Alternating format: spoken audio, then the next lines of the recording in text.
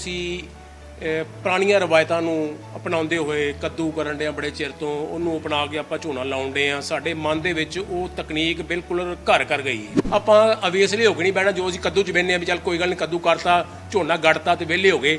ਇਹਦੇ 'ਚ ਇਹ ਗੱਲ ਨਹੀਂ ਹੈ, ਥੋੜਾ ਧਿਆਨ ਦੇਣਾ ਪੈਣਾ। ਮੈਂ ਸਮਝਣਾ ਕਿ ਸਾਨੂੰ ਜੇ ਸਾਡੇ 10 ਖੇਤ ਨੇ 20 ਖੇਤ ਨੇ, ਆਪਾਂ 20% ਜ਼ਰੂਰ ਰਕਬਾ 'ਚ ਲਿਆਈਏ, ਕਿਉਂਕਿ ਭਵਿੱਖ ਦੀ ਖੇਤੀ ਸਾਡੇ ਬੱਚਿਆਂ ਨੇ ਤਦ ਹੀ ਕਰਨੀ ਜੇ ਪਾਣੀ ਬਚਣਾ ਦੇ। ਭਗਵੰਤ ਮਾਨ ਹੋਣਾ ਨੇ ਬੇਸ਼ੱਕ ਐਲਾਨ ਕਰਤਾ ਕਿ ਅਸੀਂ 1500 ਰੁਪਇਆ ਦੇਵਾਂਗੇ ਜਿਹੜੇ ਸਿੱਧੀ ਬਿਜਾਈ ਕਰਨਗੇ, ਪਰ ਕਿਸਾਨ ਕਹਿੰਦੇ ਸਾਨੂੰ ਜੇਕਰ 5000 ਵੀ ਇਹ ਦੇਣ ਤਾਂ ਕਹਿੰਦੇ ਅਸੀਂ ਤਾਂ ਵੀ ਨਹੀਂ ਕਰਦੇ। ਕਹਿੰਦੇ ਝਾੜ ਘੱਟ ਹੁੰਦਾ। ਕਿੰਨਾ ਕੁ ਝਾੜ ਦਾ ਫਰਕ ਪੈਂਦਾ ਇਹਦੇ ਨਾਲ? ਠੀਕ ਹੈ, ਜੇ ਤਜਰਬਾ ਕਿਸੇ ਦਾ ਮਾੜਾ ਕੋਈ ਹੋਇਆ ਹੈ ਤੇ ਉਹ ਤਜਰਬੇ ਨੂੰ ਆਪਾਂ ਸੁਧਾਰ ਵੀ ਸਕਨੇ ਆ। ਸਭ ਮੋਟੇ ਤੌਰ ਤੇ ਜੇਕਰ ਦੇਖਿਆ ਜਾਏ ਤਾਂ ਪ੍ਰਤੀ ਏਕੜ ਦੇ ਹਿਸਾਬ ਦੇ ਨਾਲ ਕਿਸਾਨ ਨੂੰ ਕਿੰਨਾ ਕੁ ਫਾਇਦਾ ਹੁੰਦਾ? ਜੇ ਅਸੀਂ ਹਿਸਾਬ ਕਿਤਾਬ 'ਚ ਜਾਈਏ ਤੇ 5-5.5 ਰੁਪਇਆ ਦੇ ਸ਼ੁਰੂਆਤੀ ਤੌਰ ਤੇ ਬਚਤ ਹੈ ਹੀ ਹੈ। ਝੋਨੇ ਦੀ ਸਿੱਧੀ ਬਿਜਾਈ ਨੂੰ ਲੈ ਕੇ ਮੁੱਖ ਮੰਤਰੀ ਭਗਵੰਤ ਸਿੰਘ ਮਾਨ ਹੋਣਾ ਦੇ ਵੱਲੋਂ ਐਲਾਨ ਕੀਤਾ ਗਿਆ ਕਿ ਇਸ ਵਾਰ ਜਿਹੜੇ ਕਿਸਾਨ ਝੋਨੇ ਦੀ ਸਿੱਧੀ ਬਿਜਾਈ ਕਰਨਗੇ ਉਹਨਾਂ ਨੂੰ 1500 ਰੁਪਇਆ ਪ੍ਰਤੀ ਏਕੜ ਦਿੱਤਾ ਜਾਵੇਗਾ। ਪਰ ਕੁਝ ਕਿਸਾਨ ਕਹਿੰਦੇ ਨੇ ਕਿ ਸਾਨੂੰ ਇਹ ਮਨਜ਼ੂਰ ਨਹੀਂ ਹੈਗਾ, ਕਿਉਂਕਿ ਝੋਨੇ ਦੀ ਸਿੱਧੀ ਬਿਜਾਈ ਦੇ ਨਾਲ ਝਾੜ ਵਧੀਆ ਨਹੀਂ ਨਿਕਲਦਾ। ਪਰ ਸਰਕਾਰ ਲਗਾਤਾਰ ਕਿਸਾਨਾਂ ਨੂੰ ਜਾਗਰੂਕ ਕਰ ਰਹੀ ਹੈ, ਕਿਸਾਨਾਂ ਨੂੰ ਅਗਾਂਹ ਵਧਾ ਰਹੀ ਹੈ ਕਿ ਝੋਨੇ ਦੀ ਸਿੱਧੀ ਬਿਜਾਈ ਕੀਤੀ ਜਾਵੇ। ਇਹਦਾ ਫਾਇਦਾ ਹੈ। ਇਹਦਾ ਫਾਇਦਾ ਕੀ ਹੈਗਾ? ਕਿਸਾਨ ਕਿਉਂ ਨਹੀਂ ਝੋਨੇ ਦੀ ਸਿੱਧੀ ਬਿਜਾਈ ਕਰਨ ਨੂੰ ਮੰਨ ਰਹੇ? ਤਾਂ ਇਸ ਮੁੱਦੇ ਦੇ ਉੱਪਰ ਗੱਲਬਾਤ ਕਰਨ ਦੇ ਲਈ ਮੇਰੇ ਨਾਲ ਖੇਤੀਬਾੜੀ ਅਫਸਰ ਡਾਕਟਰ ਗੁਲਾਟੀ ਜੀ ਮੌਜੂਦ ਹੈਗੇ ਨੇ। ਵਿਸਥਾਰ ਦੇ ਨਾਲ ਸਮਝਣ ਦੀ ਕੋਸ਼ਿਸ਼ ਕਰਦੇ ਹਾਂ ਕਿ ਝੋਨੇ ਦੀ ਸਿੱਧੀ ਬਿਜਾਈ ਤੋਂ ਕਿਸਾਨ ਡਰਦੇ ਕਿਉਂ ਨੇ, ਆਖਿਰਕਾਰ ਕੀ ਕਾਰਨ ਹੈਗੇ ਨੇ ਕਿ ਜਿਹਦੇ ਤੋਂ ਕਿਸਾਨ ਮਨਾ ਕਰ ਰਹੇ ਨੇ ਝੋਨੇ ਦੀ ਸਿੱਧੀ ਬਿਜਾਈ ਕਰਨ ਤੋਂ। ਤਾਂ ਡਾਕਟਰ ਸਾਹਿਬ ਪਹਿਲਾਂ ਤਾਂ ਸਵਾਗਤ ਤੁਹਾਡਾ ਟੀਵੀ ਪੰਜਾਬ ਤੇ। ਧੰਨਵਾਦ ਜੀ, ਤੁਹਾਡਾ ਬਹੁਤ ਮਿਹਰਬਾਨੀ ਜੀ। ਅੱਛਾ ਡਾਕਟਰ ਸਾਹਿਬ, ਕਿਵੇਂ ਦੇਖਦੇ ਹੋ ਝੋਨੇ ਦੀ ਸਿੱਧੀ ਬਿਜਾਈ ਦੇ ਫਾਇਦੇ ਕੀ ਨੇ ਮੋਟੇ ਤੌਰ ਤੇ? ਦੇਖੋ ਜੀ, ਗੱਲ ਇਹ ਹੈ ਕਿ ਜਿਨ੍ਹਾਂ ਕਿਸਾਨਾਂ ਨੇ ਸਹੀ ਢੰਗ ਦੇ ਨਾਲ ਸਿਫਾਰਿਸ਼ਾਂ ਅਨੁਸਾਰ ਝੋਨੇ ਦੀ ਸਿੱਧੀ ਬਿਜਾਈ ਪਿਛਲੇ ਸਮੇਂ ਦੌਰਾਨ ਕੀਤੀ ਹੈ, ਉਹਨਾਂ ਕਿਸਾਨਾਂ ਨਾਲ ਜਦੋਂ ਗੱਲ ਹੁੰਦੀ ਹੈ ਉਹ ਇਹਨੂੰ ਉਤਸ਼ਾਹ ਨਾਲ ਦੇਖਦੇ ਨੇ ਤੇ ਉਹ ਅੱਗੇ ਵੀ ਕਰਨ ਨੂੰ ਲੋਚਦੇ ਨੇ। ਕਹਿਣ ਤੋਂ ਮੇਰਾ ਭਾਵ ਇਹ ਹੈ ਕਿ ਜਦੋਂ ਅਸੀਂ ਪੁਰਾਣੀਆਂ ਰਵਾਇਤਾਂ ਨੂੰ ਅਪਣਾਉਂਦੇ ਹੋਏ ਕੱਦੂ ਕਰਨ ਦੇ ਬੜੇ ਚਿਰ ਤੋਂ ਉਹਨੂੰ ਅਪਣਾ ਕੇ ਆਪਾਂ ਝੋਨਾ ਲਾਉਂਦੇ ਆ, ਸਾਡੇ ਮਨ ਦੇ ਵਿੱਚ ਉਹ ਤਕਨੀਕ ਬਿਲਕੁਲ ਘਰ ਕਰ ਗਈ ਹੈ। ਨਵੀਂ ਤਕਨੀਕ ਨੂੰ ਅਪਣਾ ਲਗੇ ਅਸੀਂ ਸੋਚਨੇ ਆ, ਸੋਚਣਾ ਚਾਹੀਦਾ ਵੀ ਹੈਗਾ। ਪਰ ਮੇਰੀ ਬੇਨਤੀ ਇਹ ਹੈ ਕਿ ਜਿਹੜੇ ਕਿਸਾਨਾਂ ਨੇ ਕਾਮਯਾਬੀ ਹਾਸਲ ਕੀਤੀ ਹੈ, ਹਰ ਥਾਂ ਤੇ ਅਜਿਹੇ ਕਿਸਾਨ ਮੌਜੂਦ ਨੇ। ਜੇ ਆਪਾਂ ਤਸਵੀਰ ਦੇ ਇਸ ਪਹਿਲੂ ਬਾਰੇ ਸੋਚੀਏ, ਜਿਨ੍ਹਾਂ ਨੇ ਕਾਮਯਾਬੀ ਹਾਸਲ ਕੀਤੀ ਹੈ, ਕਿਉਂ ਕੀਤੀ ਹੈ, ਉਹਨਾਂ ਨਾਲ ਗੱਲਬਾਤ ਕਰੀਏ, ਉਹਨਾਂ ਨਾਲ ਵਿਚਾਰ ਵਟਾਂਦਰਾ ਕਰੀਏ। ਜਦੋਂ ਉਹਨਾਂ ਦੀਆਂ ਤਕਨੀਕਾਂ 'ਚੋਂ ਨਵੀਆਂ ਤਕਨੀਕਾਂ ਨਿਕਲ ਕੇ ਸਾਹਮਣੇ ਆਉਣਗੀਆਂ ਤੇ ਫਿਰ ਆਪ ਮੁਹਾਰੇ ਸਾਡਾ ਮਨ ਕਰੇਗਾ ਅਸੀਂ ਵੀ ਕਰੀਏ। ਸੋ ਮੇਰੇ ਕਹਿਣ ਤੋਂ ਭਾਵ ਇਹ ਕਿ ਤਕਨੀਕ ਬਿਹਤਰ ਹੈ। ਪੰਜਾਬ ਖੇਤੀਬਾੜੀ ਯੂਨੀਵਰਸਿਟੀ ਨੇ ਸਿਫਾਰਿਸ਼ ਵੀ ਕੀਤੀ ਔਰ ਪੰਜਾਬ ਸਰਕਾਰ ਨੇ ਦੋਹਰ ਪਾਤੀ। 1500 ਰੁਪਇਆ ਪ੍ਰਤੀ ਕਿਸਾਨ ਉਹਨਾਂ ਨੇ ਦੇਖੋ ਪ੍ਰਤੀ ਏਕੜ ਮੁਆਵਜ਼ਾ ਵੀ ਦਿੱਤਾ। ਬੜੀ ਮੁਬਾਰਕ ਵਾਲੀ ਗੱਲ ਹੈ, ਵਧੀਆ ਗੱਲ ਹੈ। ਪਰ ਗੱਲ ਇਹ ਹੈ ਕਿ ਇਹਨੂੰ ਆਪਾਂ ਲਾਗੂ ਕਰੀਏ। ਆਪਾਂ ਇਹ ਨਾ ਸੋਚੀਏ ਕਿ ਲਓ ਜੀ ਇਹ ਤੇ ਫਲਾਣਾ ਫੇਲ ਹੋ ਗਿਆ, ਫਲਾਣਾ ਫੇਲ ਕਿਉਂ ਹੋਇਆ, ਉਹਦੇ ਬਾਰੇ ਆਪਾਂ ਪੜਚੋਲ ਕਰੀਏ ਔਰ ਕਿਤੇ ਨਾ ਕਿਤੇ ਦੇਖਾਂਗੇ ਕਿ ਇਹ ਤਕਨੀਕ ਜਿੰਨਾ ਵੀ ਕਿਸਾਨਾਂ ਨਾਲ ਸਾਡੀ ਗੱਲ ਹੁੰਦੀ ਹੈ ਅਸੀਂ ਉਹਨੂੰ ਗੱਲ ਪੁੱਛਦੇ ਹਾਂ ਤੇ ਉਹਨਾਂ ਨੇ ਜਿਹੜੀਆਂ ਤਕਨੀਕਾਂ ਸਾਡੇ ਨਾਲ ਸਾਂਝੀਆਂ ਕੀਤੀਆਂ, ਮੈਂ ਚਾਹਾਂਗਾ ਤੁਹਾਡੇ ਜ਼ਰੀਏ ਮੈਂ ਵੀ ਸਾਂਝੀਆਂ ਕਰਾਂ ਕਿ ਕਾਮਯਾਬੀ ਦੇ ਰਾਜ਼ ਕੀ ਨੇ। ਸਭ ਤੋਂ ਪਹਿਲੀ ਗੱਲ ਹੈ ਕਿ ਆਪਾਂ ਸਿੱਧੀ ਬਿਜਾਈ ਜਿਹੜੀ ਕਰਨੀ ਹੈ ਤਰਵੱਤਰ ਖੇਤ 'ਚ ਕਰਨੀ ਹੈ ਤੇ ਦਰਮਿਆਨੀਆਂ ਤੋਂ ਭਾਰੀਆਂ ਜ਼ਮੀਨਾਂ 'ਚ ਕਰਨੀ ਹੈ। ਇੱਥੇ ਆਪਾਂ ਗਲਤੀ ਕਰ ਬੈਠੇ, ਆਪਾਂ ਹੌਲੀਆਂ ਜ਼ਮੀਨਾਂ 'ਚ ਜੇ ਲਾ ਦਾਂਗੇ ਤਾਂ ਫਿਰ ਗੱਲ ਨਹੀਂ ਬਣੇਗੀ। ਫਿਰ ਜਿੱਦਣ ਅਸੀਂ ਬੀਜ ਦੀ ਬਿਜਾਈ ਕਰਨੀ ਹੈ ਉਦਣ ਹੀ ਅਸੀਂ ਸਟੌਂਪ ਦਵਾਈ ਦੀ ਸਪਰੇਅ ਵੀ ਕਰਨੀ ਹੈ। ਕਈ ਵਾਰੀ ਆਪਾਂ ਘੋਲ ਕਰ ਦਿੰਦੇ, ਚੱਲ ਕੱਲ੍ਹ ਕਰ ਦਿਆਂਗੇ। ਕਿਸਾਨ ਦਾ ਤਜਰਬਾ ਇਹ ਹੈ ਕਿ ਉਸੇ ਦਿਨ ਸ਼ਾਮਾਂ ਨੂੰ ਚਾਹੇ ਰਾਤੀ 9 ਵਜੇ ਚਾਹੇ 10 ਵਜੇ ਟਾਰਚ 'ਚ ਕਰਨੀ ਪਵੇ, ਉਹ ਸਪਰੇਅ ਕਰਕੇ ਸੌਂਦੇ ਆ। ਸੋ ਜਦੋਂ ਅਸੀਂ ਰਾਤਾਂ ਨੂੰ ਜਾਂ ਸ਼ਾਮਾਂ ਨੂੰ ਸਪਰੇਅ ਕਰਾਂਗੇ, ਸ਼ਾਮਾਂ ਨੂੰ ਬਿਜਾਈ ਕਰਾਂਗੇ, ਉਹਦੇ ਨਤੀਜੇ ਵੱਖਰੇ ਮਿਲਣਗੇ। ਇਸੇ ਤਰ੍ਹਾਂ ਬਾਅਦ ਦੇ ਵਿੱਚ ਨਦੀਨ ਜੇ ਆਉਂਦੇ ਨੇ ਤੇ ਦੇਖੋ ਨਦੀਨਾਂ ਨੇ ਬਾਅਦ 'ਚ ਹਮਲਾ ਕਰਨਾ। ਜਦੋਂ ਅਸੀਂ ਪਾਣੀ ਲਾਉਣਾ ਤੇ ਨਦੀਆਂ ਨੇ ਆਉਣਾ ਹੀ ਆਉਣਾ। ਉਹਨਾਂ ਹਾਲਤਾਂ 'ਚ ਅਸੀਂ ਬਿਲਕੁਲ ਧਿਆਨ ਦੇਣਾ ਵੀ ਖੇਤਾਂ ਚੱਕਰ ਮਾਰਨਾ। ਆਪਾਂ ਅਵੇਸਲੇ ਹੋ ਕੇ ਨਹੀਂ ਬਹਿਣਾ, ਜੋ ਅਸੀਂ ਕੱਦੂ 'ਚ ਬਹਿੰਦੇ ਆ ਵੀ ਚੱਲ ਕੋਈ ਗੱਲ ਨਹੀਂ, ਕੱਦੂ ਕਰਤਾ, ਝੋਨਾ ਗੜਤਾ ਤੇ ਵਿਹਲੇ ਹੋ ਗਏ। ਇਹਦੇ 'ਚ ਇਹ ਗੱਲ ਨਹੀਂ ਹੈ, ਥੋੜ੍ਹਾ ਧਿਆਨ ਦੇਣਾ ਪੈਣਾ, ਉਹ ਲੀਹ ਤੋਂ ਹਟ ਕੇ ਆਉਣਾ ਪੈਣਾ। ਦੇਖੋ ਜੇ ਆਪਾਂ ਕੁਛ ਹਾਸਲ ਕਰਨਾ ਹੈ, ਪਾਣੀ ਨੂੰ ਬਚਾਉਣਾ ਹੈ, ਪਾਣੀ ਬਚਾਓ ਪੰਜਾਬ ਬਚਾਓ ਦਾ ਨਾਰਾ ਲੱਗਣ ਡਿਆ, ਜੇ ਅਸੀਂ ਇਹ ਟੀਚਾ ਹਾਸਲ ਕਰਨਾ ਹੈ ਤੇ ਥੋੜ੍ਹੀ ਜਿਹੀ ਤਰਦਾ ਤੇ ਕਰਨਾ ਪਊ, ਮਿਹਨਤ ਕਰਨੀ ਪਊ। ਮਿਹਨਤ ਆਪਾਂ ਬਹੁਤ ਕਰਨੇ ਆ, ਇੱਥੇ ਥੋੜ੍ਹਾ ਧਿਆਨ ਦੇਣਾ ਪਏਗਾ ਕਿ ਆਪਾਂ ਨੂੰ ਖੇਤਾਂ 'ਚ ਚੱਕਰ ਮਾਰਨਾ ਪਊ। ਜਦੋਂ ਨਦੀਨ 1-2 ਪੱਤਿਆਂ ਵਾਲੇ ਹੋਣ ਤੇ ਉਦੋਂ ਅਸੀਂ ਸਪਰੇਅ ਕਰਨੀ ਹੈ। ਉੱਥੇ ਇਹ ਨਹੀਂ ਕਰਨਾ ਵੀ ਕੱਲ੍ਹ ਕਰ ਦਿਆਂਗੇ। ਜੇ ਯੂਨੀਵਰਸਿਟੀ 15 ਦਿਨ ਬਾਅਦ ਸਪਰੇਅ ਦੀ ਗੱਲ ਕਰਦੀ ਹੈ ਤੇ ਸਾਨੂੰ 10 ਦਿਨ ਬਾਅਦ ਤਿਆਰੀ ਕੱਸ ਲੈਣੀ ਚਾਹੀਦੀ ਹੈ। ਸੋ ਇੱਥੇ ਥੋੜ੍ਹੇ ਜਿਹੇ ਨੁਕਤੇ ਹੈਗੇ ਨੇ ਜਿਨ੍ਹਾਂ ਨੂੰ ਧਿਆਨ ਦੇ ਕੇ ਸਿੱਧੀ ਬਿਜਾਈ ਕਾਮਯਾਬ ਕੀਤੀ ਜਾ ਸਕਦੀ ਹੈ। ਬਸ ਸ਼ਰਤੇ ਗੱਲ ਉਹੀ ਮੈਂ ਬੇਨਤੀ ਦੁਬਾਰਾ ਕਰਦੇ ਹਾਂ ਕਿ ਅਸੀਂ ਉਹਨਾਂ ਕਿਸਾਨਾਂ ਨੂੰ ਆਪਣੇ ਆਲੇ ਦੁਆਲੇ ਲੱਭੀਏ, ਮਹਿਕਮਾ ਖੇਤੀਬਾੜੀ ਨਾਲ ਯੂਨੀਵਰਸਿਟੀ ਦੇ ਮਾਹਿਰਾਂ ਨਾਲ ਰਾਬਤਾ ਕਰੀਏ, ਉਹਨਾਂ ਨੂੰ ਪੁੱਛੀਓ ਵੀ ਤੁਹਾਡੇ ਇਲਾਕੇ ਦੇ ਵਿੱਚ ਕਿਹੜਾ ਕਿਸਾਨ ਜਿਹੜਾ ਕਾਮਯਾਬ ਹੋਇਆ ਹੈ, ਉਹ ਤੁਹਾਨੂੰ ਦੱਸਣਗੇ। ਉਹਨੂੰ ਫੋਨ ਦੇ ਉੱਤੇ ਗੱਲ ਕਰ ਲਓ, ਅੱਜ ਕੱਲ੍ਹ ਟੈਲੀਫੋਨ ਹੈਗਾ ਆਪਣੇ ਕੋਲ, ਤੁਹਾਡੇ ਤੁਹਾਡੇ ਚੈਨਲ ਨੇ ਇੰਨਾ ਤੁਸੀਂ ਸੇਵਾ ਕਰਨ ਡਏ ਹੋ, ਇਹ ਸਾਰੀ ਹੀ ਜਦੋਂ ਜਾਣਕਾਰੀ ਸਾਨੂੰ ਮਿਲ ਜੂ ਤੇ ਫਿਰ ਅਸੀਂ ਪੱਕੇ ਪੈਰੀ ਕੰਮ ਕਰਾਂਗੇ, ਫਿਰ ਕਾਮਯਾਬੀ ਪੱਕੀ ਹੈ। ਔਰ ਮੈਂ ਸਮਝਦਾ ਕਿ ਸਾਨੂੰ ਜੇ ਸਾਡੇ 10 ਖੇਤ ਨੇ 20 ਖੇਤ ਨੇ ਆਪਾਂ 20% ਜ਼ਰੂਰ ਰਕਬਾ 'ਚ ਲਿਆਈਏ, ਕਿਉਂਕਿ ਭਵਿੱਖ ਦੀ ਖੇਤੀ ਸਾਡੇ ਬੱਚਿਆਂ ਨੇ ਤਾਦੀ ਕਰਨੀ ਜੇ ਪਾਣੀ ਬਚਣਾ ਦੇ। ਜੇ ਪਾਣੀ ਨਹੀਂ ਹੈਗਾ ਤਾਂ ਖੇਤੀ ਕਾਹਦੀ? ਮਨੁੱਖੀ ਸਭਿਅਤਾ ਪਾਣੀ ਤੇ ਨਿਰਭਰ ਹੈ। ਔਰ ਇਹ ਕਿਹਾ ਜਾ ਰਿਹਾ ਕਿ ਹਰ ਵਰੇ ਸਾਨੂੰ ਕਿੰਨੇ ਪੈਸੇ ਲਾ ਕੇ ਮੋਟਰ ਬਹੁਤ ਡੂੰਘੇ ਕਰਾਉਣੇ ਪੈਂਦੇ ਆ, ਪਾਣੀ ਕਿੰਨੇ ਡੂੰਘੇ ਜਾਣ ਦਾ ਆਪਾਂ ਸਾਰੇ ਜਾਣਦੇ ਆ। ਤੇ ਜੇ ਅਸੀਂ ਇਸੇ ਤਰ੍ਹਾਂ ਕਰਦੇ ਰਹੇ ਤੇ ਹੁਣ ਸਾਨੂੰ ਸਰਕਾਰ ਦਾ ਵੀ ਸਾਥ ਹੈ, ਸਾਇੰਸਦਾਨਾਂ ਦਾ ਵੀ ਸਾਥ ਹੈ, ਤੁਹਾਡੇ ਵਰਗੇ ਸੱਜਣਾਂ ਦਾ ਵੀ ਸਾਥ ਹੈ। ਇਹ ਸਾਰਾ ਕੁਝ ਮਿਲਾ ਕੇ ਜਦੋਂ ਅਸੀਂ ਕੰਮ ਕਰਾਂਗੇ ਤੇ ਕਾਮਯਾਬੀ ਪੱਕੀ ਹੋ ਸਕਦੀ ਹੈ, ਬਸ਼ਰਤੇ ਆਪਾਂ ਆਪਣੀ ਮਾਹੌਲ ਦੇਖੀਏ, ਸਾਡੇ ਜ਼ਮੀਨਾਂ ਕਿਹੋ ਜਿਹੀਆਂ ਔਰ ਘੱਟ ਸਮਾਂ ਲੈਣ ਵਾਲੀ ਕਿਸਮਾਂ ਦੀ ਕਾਸ਼ਤ ਕਰੀਏ। ਔਰ ਇਹ ਵੀ ਕਿਸਾਨਾਂ ਨੇ ਕਿਹਾ ਕਿ ਜਿੱਥੇ ਸਿੱਧੀ ਬਿਜਾਈ ਆਪਾਂ ਕੀਤੀ ਹੈ ਉੱਥੇ ਅਗਲੀ ਫਸਲ ਨੂੰ ਵੀ ਫਾਇਦਾ ਹੋਣ ਡਿਆ। ਅਗਲੀ ਫਸਲ ਆਲੂ ਜੇ ਬੀਜਨੇ ਆਪਾਂ, ਕਣਕ ਬੀਜਨੇ, ਕੋਈ ਜ਼ਮੀਨ ਦੇ ਵਿੱਚ ਹਵਾ ਦਾ ਜੋ ਕੱਦੂ ਨਹੀਂ ਕਰਦੇ, ਤੁਸੀਂ ਦੇਖੋ ਕੱਦੂ ਕਰਕੇ ਆਪਾਂ ਲੈਂਟਰ ਪਾ ਦਿੰਦੇ ਆ ਔਰ ਪਾਣੀ ਥੱਲੇ ਲੀਚ ਨਹੀਂ ਕਰਦਾ, ਮੀਂਹ ਦਾ ਪਾਣੀ ਵੀ ਜਿਹੜਾ ਉਹ ਵੀ ਥੱਲੇ ਨਹੀਂ ਜਾਂਦਾ। ਜੇ ਅਸੀਂ ਕੱਦੂ ਨਹੀਂ ਕਰਦੇ ਤੇ ਮੀਂਹ ਦਾ ਪਾਣੀ ਵੀ ਰੀਚਾਰਜ ਹੁੰਦਾ। ਫਿਰ ਸਭ ਤੋਂ ਵੱਡੀ ਗੱਲ ਇਹ ਕਿ ਫਸਲ ਦੇ ਵਿੱਚ ਗੰਡੋਇਆਂ ਦੀ ਮਾਤਰਾ ਵੱਧਦੀ ਹੈ, ਫਸਲ ਦੇ ਜ਼ਮੀਨਾਂ ਦੇ ਵਿੱਚ ਜ਼ਰਖੇਜ਼ਪਨ ਵੱਧਦਾ ਹੈ, ਅਗਲੀ ਫਸਲ ਨੂੰ ਫਾਇਦਾ ਹੁੰਦਾ ਹੈ। ਕੁੱਲ ਮਿਲਾ ਕੇ ਇਹ ਆਪਾਂ ਕਈ ਸਾਡੇ ਕਿਸਾਨ ਕਹਿੰਦੇ ਨੇ ਲਓ ਜੀ ਕੱਦੂ ਤੁਸੀਂ ਬੜੇ ਚਿਰ ਤੋਂ ਸਿਫਾਰਿਸ਼ ਕਰਨ ਦੇ ਤੇ ਹੁਣ ਯਕਦਮ ਕਿਉਂ ਚੇਂਜ ਕਰਦੇ ਪਿਓ? ਇਹ ਗੱਲ ਨੂੰ ਹੁਣ ਨਹੀਂ, ਕਾਫੀ ਚਿਰ ਹੋ ਗਿਆ। ਪਰ ਨਾਲ ਦੇ ਨਾਲ ਇਹ ਵੀ ਗੱਲ ਆਉਂਦੀ ਏ ਕਿ ਜਬ ਜਾਗੇ ਤਭੀ ਸਵੇਰਾ। ਹੁਣ ਤਕਨੀਕਾਂ ਆ ਗਈਆਂ, ਹੁਣ ਸਾਡੇ ਕੋਲ ਐਸੇ ਸਾਧਨ ਆ ਗਏ ਨੇ, ਦਵਾਈਆਂ ਆ ਗਈਆਂ। ਜਿਸ ਆਪਾਂ ਸਟੌਂਪ ਦੀ ਗੱਲ ਕੀਤੀ ਏ ਜਾਂ ਆਪਾਂ ਨੋਮਨੀ ਗੋਲਡ ਦੀ ਗੱਲ ਕੀਤੀ ਏ, ਇਹ ਪਹਿਲਾਂ ਦਵਾਈਆਂ ਦੀ ਜ਼ਿਆਦਾ ਨਹੀਂ ਸੀ ਹੈਗੀਆਂ। ਹੁਣ ਸਾਡੇ ਕੋਲ ਤਕਨੀਕ, ਸਾਡੀ ਯੂਨੀਵਰਸਿਟੀ ਨੇ ਵੀ ਸਿਫਾਰਿਸ਼ ਕਰਤੀ। ਪਹਿਲਾਂ ਯੂਨੀਵਰਸਿਟੀ ਸਿਫਾਰਿਸ਼ ਨਹੀਂ ਸੀ ਕਰਦੀ, ਹੁਣ ਪੰਜਾਬ ਖੇਤੀਬਾੜੀ ਯੂਨੀਵਰਸਿਟੀ ਜਿਹਨੂੰ ਅਸੀਂ ਮੁਕੱਦਸ ਮੰਨਦੇ ਹਾਂ, ਉਹਨੇ ਵੀ ਸਿਫਾਰਿਸ਼ ਕਰਤੀ ਕਿ ਸਿੱਧੀ ਬਿਜਾਈ ਕਾਮਯਾਬ ਕੀਤੀ ਜਾ ਸਕਦੀ ਹੈ। ਸੋ ਤਕਨੀਕੀ ਰੰਗਤ ਦੇ ਕੇ ਖੇਤੀ ਮਾਹਿਰਾਂ ਨਾਲ, ਕਾਮਯਾਬ ਕਿਸਾਨਾਂ ਨਾਲ ਜੋ ਅਸੀਂ ਗੱਲਬਾਤ ਕਰਾਂਗੇ ਤੇ ਫਿਰ ਅਸੀਂ ਕਾਮਯਾਬ ਹੋ ਸਕਦੇ ਹਾਂ। ਡਾਕਟਰ ਸਾਹਿਬ, ਭਗਵੰਤ ਮਾਨ ਹੋਣਾ ਨੇ ਬੇਸ਼ੱਕ ਐਲਾਨ ਕਰਤਾ ਕਿ ਅਸੀਂ 1500 ਰੁਪਇਆ ਦੇਵਾਂਗੇ ਜਿਹੜੇ ਸਿੱਧੀ ਬਿਜਾਈ ਕਰਨਗੇ, ਪਰ ਕਿਸਾਨ ਕਹਿੰਦੇ ਸਾਨੂੰ ਜੇਕਰ 5000 ਵੀ ਦੇਣ ਤਾਂ ਕਹਿੰਦੇ ਅਸੀਂ ਤਾਂ ਵੀ ਨਹੀਂ ਕਰਦੇ, ਕਹਿੰਦੇ ਝਾੜ ਘੱਟ ਹੁੰਦਾ। ਕਿੰਨਾ ਕੁ ਝਾੜ ਦਾ ਫਰਕ ਪੈਂਦਾ ਇਹਦੇ ਨਾਲ? ਦੇਖੋ ਕਾਲੋ ਸਾਹਿਬ, ਗੱਲ ਇਹ ਹੈ ਕਿ ਹਰ ਕਿਸਾਨ ਦਾ ਤਜਰਬਾ ਆਪਣਾ ਆਪਣਾ ਹੈ। ਮੈਂ ਤੇ ਇਹ ਸਮਝਦਾ ਕਿ ਜੇ ਝਾੜ ਸਾਡਾ ਬਰਾਬਰ ਵੀ ਆ ਜਾਵੇ ਤੇ ਫਿਰ ਵੀ ਅਸੀਂ ਲਾਹੇਵੰਦੀ 'ਚ। ਇੱਕ ਤੇ ਕੱਦੂ ਕਰਨ ਤੋਂ ਬਚ ਗਏ, ਇੱਕ ਜ਼ਮੀਨ ਦੇਖੋ ਸਾਡੀ ਆਪਣੀ ਜ਼ਿੰਮੇਵਾਰੀ ਵੀ ਹੈਗੀ ਹੈ ਸਮਾਜ ਪ੍ਰਤੀ ਕਿ ਅਸੀਂ ਉਹ ਪਾਣੀ ਜਿਹੜਾ ਮੀਂਹ ਰਾਹੀਂ ਆਉਣ ਡਿਆ ਉਹ ਥੱਲੇ ਭੇਜੀਏ। ਤੇ ਇਹ ਸਾਡੀ ਜ਼ਿੰਮੇਵਾਰੀ ਤੋਂ ਵੀ ਭੱਜ ਨਹੀਂ ਸਕਦੇ, ਭੱਜਦੇ ਆਪਾਂ ਹੈ ਵੀ ਨਹੀਂ ਵੈਸੇ ਤੇ, ਪਰ ਗੱਲ ਇਹ ਹੈ ਕਿ ਇਹ ਸਾਡੀ ਜ਼ਿੰਮੇਵਾਰੀ ਹੈ। ਦੂਜੀ ਗੱਲ ਇਹ ਹੈ ਕਿ ਜੇ ਕੋਈ ਕਹਿ ਰਿਹਾ ਕਿ 5000 ਹੀ ਮਿਲ ਜਾਏ ਮੈਂ ਫਿਰ ਵੀ ਨਹੀਂ ਕਰਾਂ, ਆਪਣੀ ਆਪਣੀ ਸੋਚ ਹੈ। ਪਰ ਮੈਂ ਇਸ ਸੋਚ ਦਾ ਮਾਲਕ ਹਾਂ। ਮੈਂ ਆਪਾਂ ਜੋ ਫਾਰਮਰ ਨਾਲ ਡਿਸਕਸ ਕਰਨੇ ਆ, ਜਿਹੜੇ ਕਿਸਾਨ ਕਾਮਯਾਬ ਨੇ, ਆਪਾਂ ਇਹ ਕਹਿੰਦੇ ਆ ਕਿ ਜਿੱਥੇ ਸਾਡਾ ਕੋਈ ਨਾ ਕੋਈ ਕੰਟਰੀਬਿਊਸ਼ਨ ਸਮਾਜ ਵਾਸਤੇ ਹੋ ਸਕਦਾ ਆਪਾਂ ਜ਼ਰੂਰ ਕਰੀਏ। ਔਰ ਕਿਸਾਨ ਜਿੰਨੀ ਕੰਟਰੀਬਿਊਸ਼ਨ, ਜਿੰਨਾ ਉਹ ਦੇਸ਼ ਦੇ ਵਿਕਾਸ ਵਾਸਤੇ ਆਪਣਾ ਯੋਗਦਾਨ ਪਾਉਂਦਾ, ਸ਼ਾਇਦ ਹੀ ਕੋਈ ਆਪਣੇ ਆਲੇ ਦੁਆਲੇ ਕੋਈ ਪਾਉਂਦਾ ਹੋਵੇ। ਕਿਉਂਕਿ ਕਿਸਾਨ ਦਾ ਸਿੱਧਾ ਕੁਦਰਤ ਨਾਲ ਰਾਬਤਾ ਹੈ। ਕਿਸਾਨ ਖੇਤੀ ਕਰਦਾ ਤੇ ਉਹਦੇ ਨਾਲ ਨਾਲ ਹਵਾ ਨੂੰ ਵੀ ਸਾਫ਼ ਕਰਦਾ ਹੈ, ਸਾਡਾ ਢਿੱਡ ਵੀ ਭਰਦਾ ਹੈ। ਪਰ ਨਾਲ ਦੇ ਨਾਲ ਮੈਂ ਇਹ ਵੀ ਕਹਾਂਗਾ ਕਿ ਆਪਾਂ ਥੋੜ੍ਹਾ ਜਿਹਾ ਲੀਹ ਤੋਂ ਹਟ ਕੇ ਵੀ ਚੱਲਣ ਦੀ ਕੋਸ਼ਿਸ਼ ਕਰੀਏ। ਠੀਕ ਹੈ, ਜੇ ਤਜਰਬਾ ਕਿਸੇ ਦਾ ਮਾੜਾ ਕੋਈ ਹੋਇਆ ਹੈ ਤੇ ਉਹ ਤਜਰਬੇ ਨੂੰ ਆਪਾਂ ਸੁਧਾਰ ਵੀ ਸਕਨੇ ਆ, ਮਾਹਿਰ ਨਾਲ ਰਾਬਤਾ ਕਾਇਮ ਕਰਕੇ। ਆਪਣੇ ਇਲਾਕੇ 'ਚ ਹਰ ਇਲਾਕੇ ਦੀ ਰੰਗਤ ਵੱਖਰੀ ਵੱਖਰੀ ਹੈ। ਜੇ ਮੈਂ ਚਾਹਾਂ ਕਿ ਜਲੰਧਰ ਦੇ ਵਿੱਚ, ਜੇ ਮੈਂ ਸਾਡੇ ਕਈ ਕਿਸਾਨ ਕਹਿੰਦੇ ਨੇ ਕਿ ਲਓ ਜੀ ਤੁਸੀਂ ਜਦੋਂ ਗੱਲ ਕਰਦੇ ਹੋ ਝੋਨੇ ਦੀ ਆਪਾਂ ਲਵਾਈ ਸਿੱਧੀ ਕਰਨੇ ਆ ਤੇ ਸਿਫਾਰਿਸ਼ 21 ਦਿਨ ਬਾਅਦ ਪਾਣੀ ਪਹਿਲਾਂ ਲਾਉਣਾ ਹੈ, ਉੱਥੇ ਉਹ ਕਹਿੰਦੇ ਨੇ ਕਿ ਨਹੀਂ ਸਾਨੂੰ 21 ਦਿਨ ਬਾਅਦ ਨਹੀਂ ਸਾਡਾ ਮਾਫਕ ਆਉਂਦਾ, ਸਾਨੂੰ 5-6 ਦਿਨ ਬਾਅਦ ਲਾਉਣਾ ਪੈਂਦਾ। ਸੋ ਕਹਿਣ ਤੋਂ ਭਾਵ ਹੈ ਕਿ ਆਪਣੇ ਖੇਤੀ ਮੁਤਾਬਕ, ਆਪਣੇ ਇਲਾਕੇ ਮੁਤਾਬਕ, ਆਪਣੀ ਜੋ ਇਲਾਕੇ 'ਚ ਜੋ ਤੁਹਾਡੀ ਜ਼ਰੂਰਤਾਂ ਹੈਗੀਆਂ ਉਹਦੇ ਮੁਤਾਬਕ ਆਪਣੀ ਸੋਚ ਨੂੰ ਬਦਲ ਸਕਦੇ ਹਾਂ। ਤੇ ਬਾਕੀ ਇਹ ਹੈ ਕਿ ਆਪਾਂ ਪੱਕੇ ਨਾ ਰਹੀਏ ਕਿ ਲਓ ਜੀ ਮੈਂ ਤੇ ਲਾਣਾ ਹੀ ਨਹੀਂ। ਆਪਾਂ ਜ਼ਰੂਰ ਗੱਲਬਾਤ ਦਾ ਜਿਹੜਾ ਹੁੰਦਾ ਨਾ ਚੈਨਲ, ਤੁਸੀਂ ਵੀ ਕਹਿੰਦੇ ਹੁੰਦੇ ਹੋ ਵੀ ਇਹਨੂੰ ਖੁੱਲ੍ਹਾ ਰੱਖਣਾ ਚਾਹੀਦਾ ਹੈ, ਬਿਲਕੁਲ ਆਪਾਂ ਪੱਕਿਆ ਨਾ ਹੋਈਏ। ਆਪਾਂ ਜੇ ਸਰਕਾਰ ਨੇ 1500 ਰੁਪਈਆ ਸਾਨੂੰ ਦਿੱਤਾ, ਮੈਂ ਸਮਝਦਾ ਇਹ ਇੱਕ ਚੰਗੀ ਸ਼ੁਰੂਆਤ ਹੈ ਨਾ। ਸਰਕਾਰ ਵੀ ਚਾਹੁੰਦੀ ਹੈ ਕਿ ਆਪਾਂ ਕਿਸੇ ਤਰ੍ਹਾਂ ਪਾਣੀ ਬਚਾਈਏ ਔਰ ਪੰਜਾਬ ਅਗਰ ਹੈਗਾ ਤੇ ਪੰਜਾਬ ਦਾ ਨਾਂ ਹੀ ਪਾਣੀਆਂ ਤੇ ਹੈ, ਤੇ ਇਹਨੂੰ ਜੇ ਬਚਾਵਾਂਗੇ ਤੇ ਫਿਰ ਸਾਡਾ ਫਿਊਚਰ ਹੈਗਾ। ਤੇ ਜੇ ਅਸੀਂ ਪੱਕੇ ਰਹੀਏ ਕਿ ਨਹੀਂ ਜੀ ਮੈਂ ਤੇ ਕਰਨਾ ਹੀ ਨਹੀਂ, ਫਿਰ ਉਹ ਗੱਲ ਸ਼ੋਭਦੀ ਨਹੀਂ। ਅੱਛਾ ਡਾਕਟਰ ਸਾਹਿਬ, ਮੈਂ ਕੱਲ ਕੁਝ ਕਿਸਾਨਾਂ ਦੇ ਬਿਆਨ ਸੁਣਦਾ ਸੀਗਾ ਤਾਂ ਬਾਈਟ ਦੇ ਰਹੇ ਸੀਗੇ, ਕਹਿੰਦੇ ਨੇ ਕਿ ਇਹਦੇ ਵਿੱਚ ਪਾਣੀ ਵੀ ਸਾਨੂੰ ਕਹਿੰਦੇ ਉਨਾ ਹੀ ਲਾਉਣਾ ਪੈਂਦਾ, ਕਹਿੰਦੇ ਜਿੰਨਾ ਦੂਜਾ ਜਦੋਂ ਕੱਦੂ ਕਰਦੇ ਕਹਿੰਦੇ ਜਿਵੇਂ ਉੱਥੇ ਪਾਣੀ ਲਾਉਣੇ ਕਹਿੰਦੇ ਉਦਾਂ ਹੀ ਇੱਥੇ ਲਾਉਣਾ ਪੈਂਦਾ, ਕਹਿੰਦੇ ਨਾ ਲਾਈਏ ਤਾਂ ਕਹਿੰਦੇ ਨਦੀਨ ਬਹੁਤ ਹੋ ਜਾਂਦਾ। ਦੇਖੋ ਜੀ, ਮੈਂ ਉਹ ਪਹਿਲਾਂ ਤੁਹਾਨੂੰ ਬੇਨਤੀ ਕੀਤੀ, ਇੱਕ ਤੇ ਜ਼ਮੀਨਾਂ ਦਾ ਬੜਾ ਫਰਕ ਪੈਂਦਾ, ਦੂਜਾ ਕਿਸਾਨ ਦਾ ਆਪਣਾ ਤਜਰਬਾ ਦੇਖੋ, ਉਹਨੂੰ ਆਪਾਂ ਨਕਾਰ ਨਹੀਂ ਸਕਦੇ, ਕਿਸਾਨ ਦਾ ਤਜਰਬਾ ਆਪਣਾ ਹੈਗਾ। ਪਰ ਮੈਂ ਇੱਥੇ ਵੀ ਨਾਲ ਕਹਿ ਦਿਆਂ ਕਿ ਜਿਹੜੇ ਕਿਸਾਨਾਂ ਨਾਲ ਅਸੀਂ ਗੱਲ ਕਰਨੇ ਆ, ਉਹ ਤੁਸੀਂ ਵੀ ਮੈਂ ਚਾਹਾਂਗਾ ਜ਼ਰੂਰ ਉਹਨਾਂ ਨਾਲ ਗੱਲ ਕਰੋ ਉਹਨਾਂ ਵੱਲੋਂ ਇਹ ਕਿਹਾ ਜਾਂਦਾ ਕਿ ਕੱਦੂ ਆਪਾਂ ਨੇ ਜੋ ਨਹੀਂ ਕਰਦੇ ਤੇ ਪਹਿਲੇ ਹੱਲੇ ਹੀ ਸਾਡਾ ਪਾਣੀ ਬਚ ਜਾਂਦਾ। ਤੇ ਕੱਦੂ ਵਾਸਤੇ ਕਿੰਨਾ ਪਾਣੀ ਖੇਤ ਪੂਰਾ ਭਰਨਾ ਪੈਂਦਾ ਤੇ ਕਿੰਨਾ ਆਪਾਂ ਫਿਰ ਰੋਟਾਵੇਟਰ ਚਲਾ ਕੇ ਕਈ ਕੁਛ ਆਪਾਂ ਕਰਨੇ ਤੇ ਫਿਰ ਕੱਦੂ ਸਾਡਾ ਕਾਮਯਾਬ ਹੁੰਦਾ ਹੈ।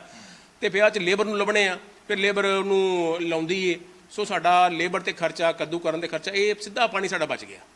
ਉਸ ਤੋਂ ਬਾਅਦ ਪਾਣੀ ਜਿਹੜੀ ਯੂਨੀਵਰਸਿਟੀ ਕਹਿੰਦੀ ਹੈ ਕਿ ਜੇ ਭਾਰੀਆਂ ਜ਼ਮੀਨਾਂ ਹੈਗੀਆਂ ਤੇ 21 ਦਿਨ ਬਾਅਦ ਪਹਿਲਾਂ ਪਾਣੀ ਲਾਉਣਾ, ਆਪਣੇ ਸਿਸਟਮ ਦੇ ਮੁਤਾਬਕ ਅਸੀਂ ਇਹਨੂੰ ਸੁਧਾਰ ਵੀ ਸਕਨੇ ਆ।